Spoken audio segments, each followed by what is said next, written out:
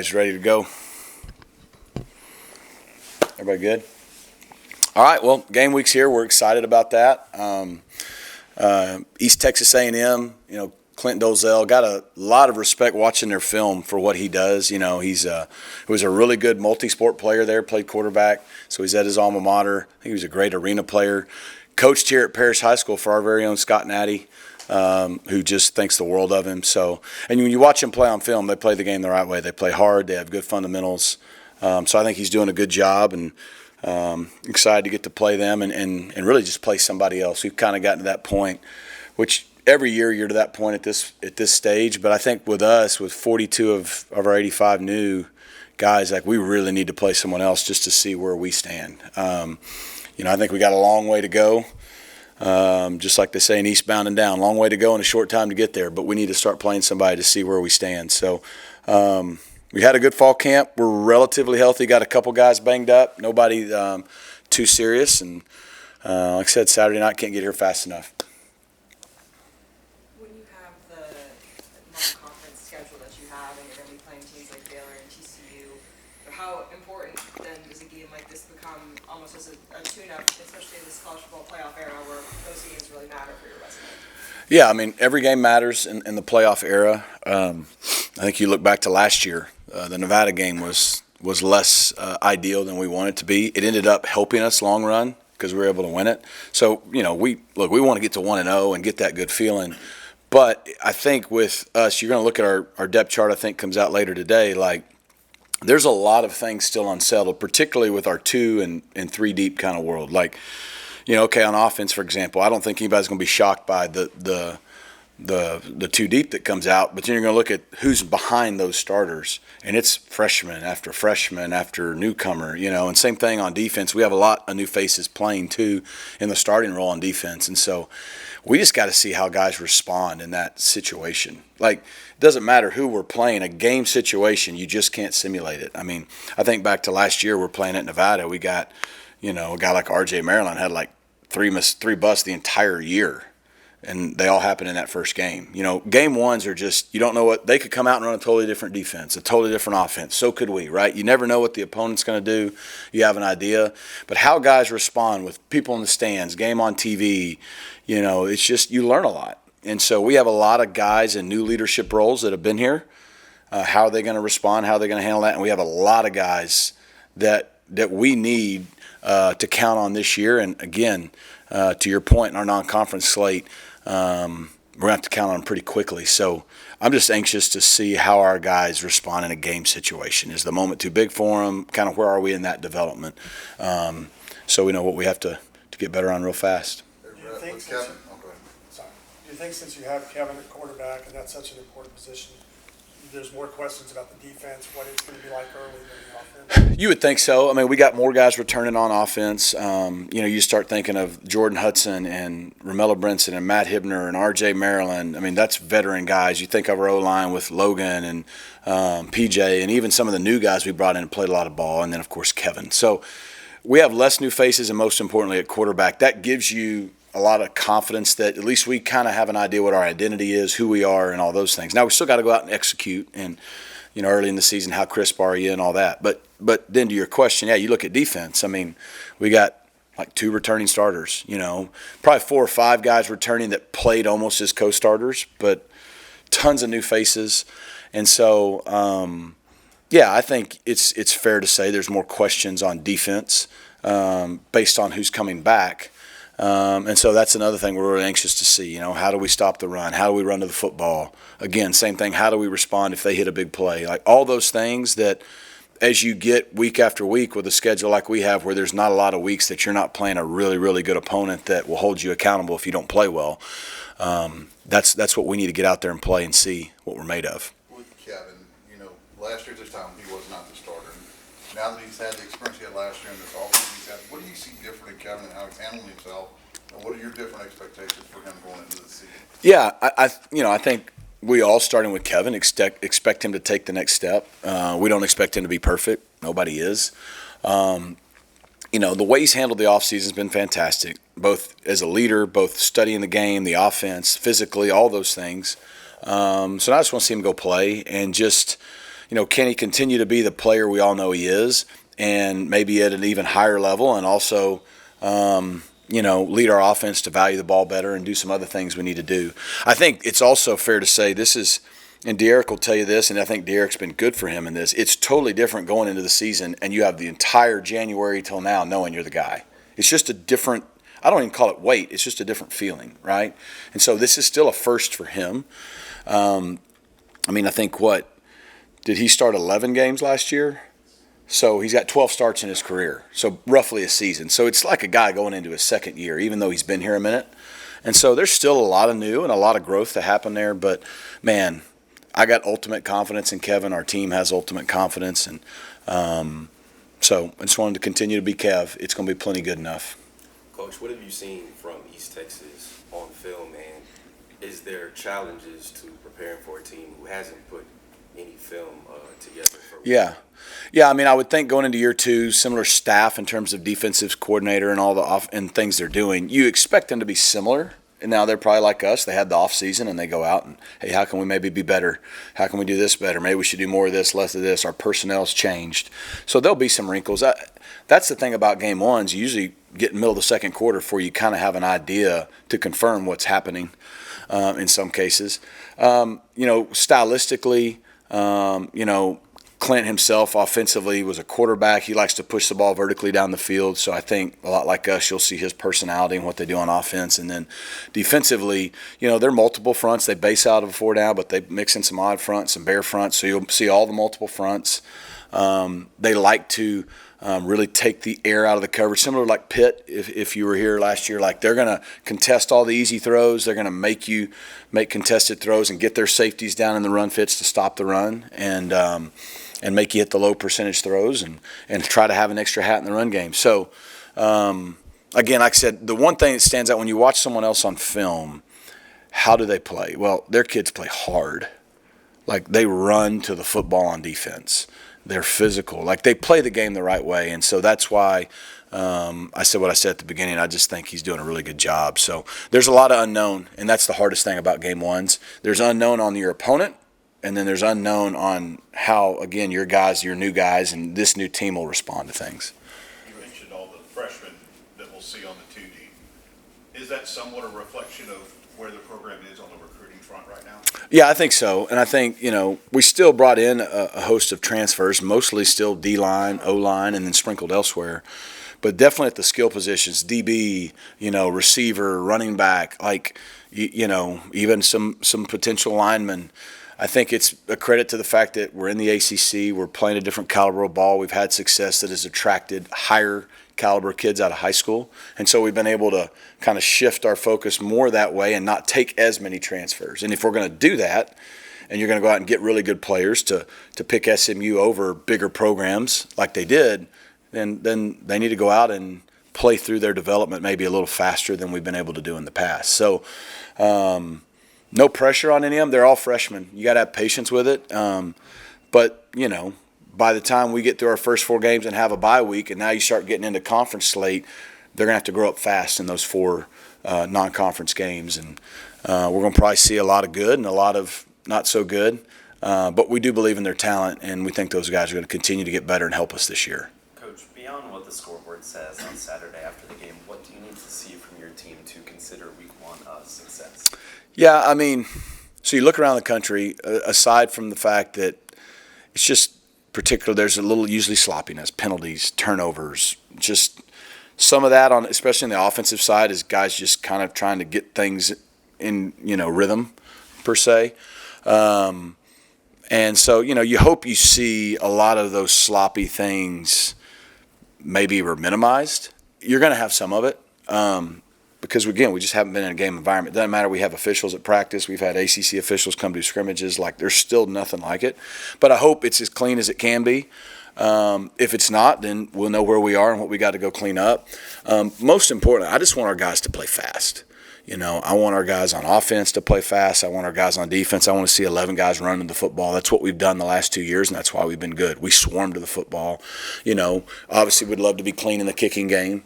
I think that's an area that that's a reasonable expectation. So, I want it to be as clean as possible, but I just want our guys to play hard. They make mistakes. Let's make them going fast. Let's not be hesitant. Let's not be thinking. And that's on us as coaches to not overload them to the point that they can't do that. And particularly those young guys. Just, man, go play. To some degree, don't think. Just cut it loose, and then we can, correct some things from there. Last year, when the final rankings came out, you were portrayed as being in this battle with Alabama for the last spot. Whether the committee saw it that way, I don't know, but ESPN did. Yeah, create a good drama. They're good at that sometimes. What did you learn out of that? Not the Penn State game, but what that experience of seeing how the ACC is viewed, seeing how your team is viewed, and what you got to do as moving on to the national stage. Yeah. Hopefully my entire statement will be caught, not just snippets. But y'all know how that goes. Look, I think first of all, I think the committee did it. I'm thankful they let us in, right? But I think they had a hard job, and I've said it over and over. It's a hard job on good people. There's good people on a committee, and it's hard. There's human element, and again, college football and college baseball and basketball, but pro sports, you name them all, and even high school sports, there's no pageants, there's no contest. You never have coaches having to politic, should we be in, should we be out. It's, you finish in this, you're in. You don't, you're out. And so in college, that's what makes it unique. There is natural biases in our game. There's biases in life, right? It's the real world, especially when human element's involved. And I'll use Clemson as an example. I think a lot of schools have earned that. What Clemson has done over the last 10 to 12 years with Dabo, they have earned a reputation and a brand and a benefit of the doubt. They've earned it. You know what I mean? Like, they're going to be ranked every year, and some years maybe higher than that. I think they should be number one this year. But, because of that reputation, they're going to get more of a benefit of the doubt of someone like us who hasn't been doing it over the last 10, 12 years as long. Now, I feel like we're growing. So that's just part of it, and you have to accept that. And so, I think, but when it goes into the leagues, that's tough because, you hear about, non-conference schedules. Well, our league plays more than anybody. We had a winning record against the Big Ten and the Big 12 last year, and we beat the SEC more than any other league, yet the narrative at the end was we didn't play hard enough non-conference schedules. Or I've still never understood how the ranked wins work. We were being told on that last day we didn't beat anybody in the top 25, yet we went on the road and beat Louisville, and they were ranked. We beat undefeated Pitt here by 4 touchdowns, and they were ranked. But for some reason, later in the year, those don't count. You know what I'm saying? So do they count when you beat them like they do in college basketball, or they only count if they're ranked at the end of the year and they decide to put Illinois in the top 25 instead of Duke, or they decide to put Illinois instead of Louisville, which is a human decision. And so those are the things that are just tough. And then, you start hearing, well, is it this or this school? And again, a name brand that has earned it, like Alabama, you're like, well, it's probably going to be tough. And so I was really thankful they went on the merit of things, because it doesn't matter if you play in the ACC, the Big 12, the SEC, the Big 10. Every year, some leagues are stronger than others. But think of the NFL. Some years, the NFC East is a bear, and 3 teams get in, and only 1 gets in out of the NFC West. And the other years, it flips. And they don't change the dynamics of everything because one year one league's stronger than the other. So, but it's a tough job because it's not balanced. You're like, well, this team from this league versus this team from this league. How do I compare it? So there's natural biases from leagues to teams, and it just is what it is. And so what I learned from that experience is we have to, and look, the way it went, we're probably not getting the benefit of the doubt next time. We need to be clearly in, I would think, until we can create a brand here that we want to where we get that benefit of the doubt. That's what we want to get to here. I don't think we've earned it yet. But as long as it's a human system, that stuff is going to be part of it. And so I think what I learned is, for us in the ACC, we have to be just that much better to leave no room for doubt. Because Miami should have been in the playoff last year. That wasn't hard. But they didn't get in. But you know what? You could argue that the teams that did get in deserve to be in too. So, where do you cut it off? And, Miami went to the Swamp and beat Florida pretty good last year. But no one was talking about that at the end. So I think that's just, it's part of it. And you have to accept that there's human elements involved. And so there's going to be human results. Just being number 16 to start kind of show that you're on your way with the brand? Because preseason rankings are mostly brand. They are.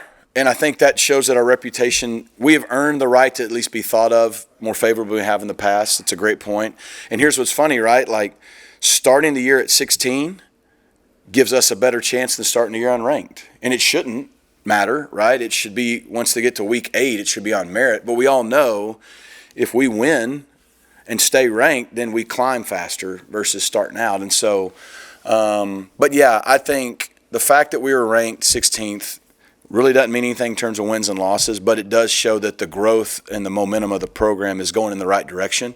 And so can we maintain and sustain that is kind of where we are right now. With the ACC move and the success of recent years, obviously a lot of former players and stuff have gotten more involved. And two guys I'm going to bring in particular, I mean, Craig James and Eric Dixon, they've kind of brought back their award that they had. Mm-hmm. With guys like that, how important is it to have them connected, and especially that connection to the success of the past? I mean, that was the last time this team was ranked, Yeah. in the season and all that. Those It- kind of years. It's vital. It's vital to our program. I think it's vital to every program, but it's something that when we came back 3 years ago was a priority, is how do we get our former great players, whether they were from the 80s, like the guys you just mentioned, like Eric, Craig, Jerry Ball, or the guys in the middle, the Kelvin Beechams, the Cole Beasleys, the Emmanuel Sanders, the Marcus Hunts, and then the more recent, the Cortland Suttons, the James Proches, the Rasheed Wright, like those guys, this is their school. And, you heard Eric in the locker room last year after Florida State, like there's been some pride restored. They want to come to the games. They want to be proud to be a Mustang, but it helps when we're representing better, right? But most importantly, we just want them to feel welcome. This is their home. We're only here because they were here. It doesn't matter if you were Doak Walker in the 30s or if you're those guys in the 80s, or probably the most valuable guys that nobody talks about are the late 80s and the 90s guys who came back when the program was trying to come back. And they took a lot of L's, but they sustained us to get us back to here. You know what I mean? So we want all those guys to be around. We had a former player barbecue a week and a half ago on a Saturday that we always do, and we had over 300 former players here. And I mean, just for them, my first year I think we had like 50. You know what I mean? So to see that many guys wanting to come back, our staff does a good job. But it's huge. It's huge to us sustaining this success and continuing to build the program back up to what we all want it to be, because we're only here because those guys were here first. Coach, how do you keep your team focused and hungry when you are ranked 16th and many players are on the watch list for trophies, so that they don't fall in love with preseason expectations? It's a great question. And to Tim's question, this is what we asked for. We wanted players on preseason watch lists. We wanted to be ranked in the preseason. We wanted high expectations, because that means our program is growing in the right direction. How do we handle it?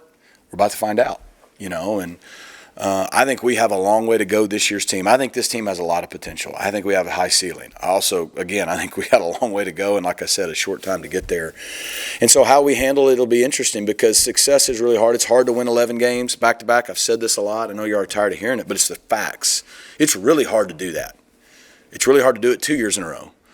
But it's really hard to sustain that success. There's a reason programs do this a lot.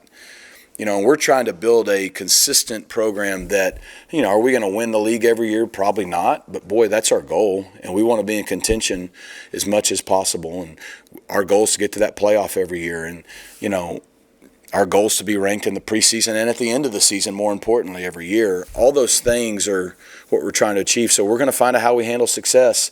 To some degree, it's a challenge with the team, especially the guys that were here. To another degree, it's a brand new team. Like I said, half of them are new. So, half of them may not even know we're ranked if we don't tell them, and so, which is fine with me. This is a good year for our program, because, look, we want to compete to win the ACC and get back to Charlotte and get to the CFP. Our standard, our goals haven't been lowered, but it's a new team. And so how do we continue to climb as a program? Success isn't always directly linear, but this year's a big year. How can we follow up last year? I think it'll say a lot about kind of where we are and how much further we got to go to get where we want to be. I know you're not from here originally, but you always seem to have a lot of Texas pride and things like that. With your non-conference schedule being almost entirely Texas teams, why is that something that's important to you, and what does that do for the program and the state? Yeah, schedules, I don't need all the credit for the schedule, because schedules get done a long time out in advance. Obviously we played TCU for a long time. The Baylor game was put on the schedule, I think, probably 4, 5, 6 years ago. I'm not totally sure. But then playing schools like East Texas A&M, in the past Lamar, Houston Christian, we need to help out schools in our state. The state of Texas, high school football is the best, and the college coaches are great. We all, I think, collectively want to win more national championships, but so we love playing, those schools in the non-conference to some degree. But also you're going to see a shift too in the future of we still will be more than happy to play in-state schools. I think there's a great part of the regionality of that, but we're also looking to play national brands, and we're fortunate to be the team here in Dallas, and so we want to go out and schedule some. This week 1 is just an incredible slate of college football, right? And I think here in the next couple of years we're going to be more in those week 1 games. That's where we're trying to grow the program. But look, when you play East Texas A&M, I know some former guys who played here have transferred or are on that roster. We play Baylor week 2. All these guys grew up playing against each other. We're probably recruited by both schools. So there's a lot of pride in that, and I think it makes sense for fans. It makes sense for you all, and it's great for the game. But the way the game is going, the regional piece is leaving us more. But I would think most years we'll play at least 1 or more schools from Texas, just because we think it prepares us for what's coming, because football's really well coached and really well done in Texas, both at the high school and the collegiate level. All right. Anybody else? We're good? Thanks, man. All right, y'all have a good one.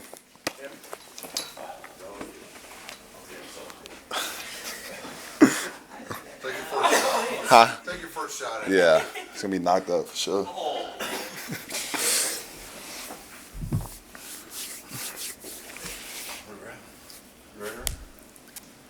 Kev, just how different has it been going in, knowing this whole offseason, you're QB1, Right. as opposed to the last couple of years? How different are you, and how do you handle that? Yeah, it's been very different and fun at the same time.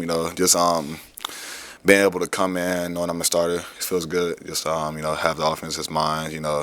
Be able to go out there, be able to lead a certain way. With being the QB1, just being able to lead and be a more vocal leader. It's been really fun and different. So. What aspect of your game did you work on the most this offseason to elevate your game Right. this season? I think being more precise in the pocket, not scrambling out every time and just trying to make plays outside the pocket, but also standing in the pocket and making plays, and also just the decision making, getting smarter, making smarter plays with the ball. I think I upgraded my game this past break. Kevin, throughout camp, how have you seen the chemistry of the offense build over time? Yeah, it's definitely it's built really well, and it's still building us now. We talked about it a couple of days as brotherhood. Coming together, being united as one, is building the chemistry. We've been talking about that for the past month or so. So I think it's going along really well, and everybody's coming and gelling together. So. I know it's going to be good to have a healthy RJ, but how different, or how have you kind of gotten with all your wideouts? I mean, so many changes out there. Talk about that. Yeah, right. We had a lot of changes, a lot of new faces this year, and some guys stepping up. So, I'm really excited for them. I think they're ready for that time to come, and I'm just ready to go out there and ball with them and make some plays. So, yeah. With what Matt Hibner did after RJ got hurt last year, how different will the offense look with both of those guys Yeah. playing at the start? Yeah, I think it will look very different. Now teams got to watch out for both of them. We can have both of them in at the same time. Teams got to they can't just double one receiver. We got all 4 guys. We got Matt Hibner, RJ, Jordan Hudson, Mello Brinson, all those guys out there. So just open up space for everybody else to have those 2 big bodies out there, which is mismatches for the defense, and open up the whole offense for us. Did Matt surprise you with what he did in the second half last year? Not at all. When he came in, fall camp and all that, he balled. As soon as he came in, he was balling, making plays. So he didn't really surprise me at all. I expected him to do that. That's what he did. You talked about the wide receivers and the tight ends. Also seems like you've got a number of running backs who are dynamic out of the backfield running and catching. Just also touch on that a little bit and what that adds to the offense. Yeah, those guys are great. Losing a great back like Brashard, it's kind of hard to fulfill that. But those guys are, they're ready for the challenge to come in. We got, like you said, 4 good backs that can all play. They can all line up a receiver, go make plays out there. And I think that just open up our offense some more and make it more dynamic as well. Spreading them guys out, letting them make plays. And, it's going to be a really fun season for us this year. You talk about so many guys like yourself and others that are back, but like there are also all these new guys coming back. Right. The success that happened last year and trying to build off that, what gives you confidence that you guys can do that with all these changes? Yeah, I think it definitely started in the off season. Just seeing the team in summer workouts, seeing the team in fall camp, and all of that. Just knowing that everybody is ready for the challenge. We know last year we had a good season, and that's our goal, to just get back there, win it this year. And I think everybody prepared for that. Yes, sir. No, you good. I was going to say, what was your role in that? I mean, obviously as QB1, obviously as a guy that's been around, and a guy that probably is not the loudest guy sometimes. Right. I mean, how was that for you? Yeah, I mean, it was quite easy just to come in with these guys, just make sure everybody's competing each and every day, and I think that's what leads to great seasons. Just make sure we're competing in the off season and making each and every one better by competing in the workouts. So that's really all I did, was make sure everybody compete and stay on everybody. Really. Jordan Hudson has been a guy that's been making plays in the spring and fall camp. How excited are you for him to potentially have that breakout season? Yeah, I'm super excited. I've been playing with Jordan Hudson for a minute. I played with him in 707 ball in high school and all of that. So I know what he had all along. And, this year is his breakout season. I'm excited for him. He's going to go crazy for sure. So what's been the longer wait, the time you had to wait last year to start, or the time between then and the last season of this? Man, it's feel like it's been forever now. After that last game, it's feel like it's been years since we've been on the field. So I'm excited this Saturday to get on the field and ball out with my teammates. You're on the watch list for several trophies, the Manning, Johnny Unitas. Yes, sir. Do you feel any pressure, and how does it feel to be acknowledged in that? Yeah, I don't really feel any pressure, honestly. It's really a blessing, because years ago, who would have thought I'd be there? So it's honestly a blessing from God, just, giving me these honors and all of that. And, my job is just to go to fulfill those honors and, try and go win them. You guys not overlook a team. I mean, with the schedule you guys have, how do you make sure you don't overlook this opener against a team that should win? The way we look at it, we get 12 guaranteed opportunities to go play football. So why not just go full speed and try your hardest each and every game? Just, we got a team like East Texas A&M. They got great athletes around the board, so it's not going to be just a slouch game. So it's for us, it's make the best of our 12 moments a year. It'll be hard to wait till 8 o'clock. I'm sure you. It will be, yeah. We'll be in the hotel watching games, but yeah, definitely will be tough though. How important is it to be able to improvise and when a play breaks down Right. and kind of play off instincts? I think you've shown that Yes, sir. in your college career. Yeah, I think it's very important. Every play is not gonna go as planned. It's sometimes the players make the plays. You can get out the pocket, and just being able to connect and having that chemistry with my receivers to know what I'm gonna do as soon as I escape the pocket. I think we practice that a lot, scramble drills. So, I think it's very important for that, because I think all around college, scramble drills is like the most explosive plays of the year. So I think it's very important. All right, thank you.